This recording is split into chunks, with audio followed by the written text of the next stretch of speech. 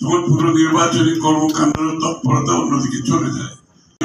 যে সিদ্ধান্ত নেবে আমার মনে হয় সেটা কোনো সময় হয়েছে আমার জায়গা নেই অন্তত।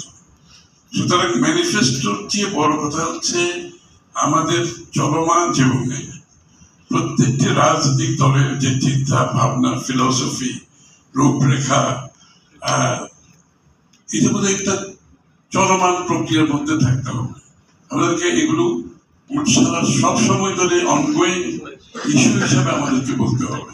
খালি যে নির্বাচন আসলো তারপর আমরা 30, 50, 120টার একটা ম্যানিফেস্টো দিলাম, এটা বোধ হয় জনগণের না। এটার উপর তাদের চিন্তা করে এটাকে প্রসেস করে ডিসিশন নেওয়ার যে বিষয়টা, এটা খুব কঠিন। এই জন্য আমরা মনে করি, আমরা আপনাদের মনে আছে 8 বছর আগে আমরা দেশনেত্রী বেগম খালেদা জিয়া কিন্তু ভিশন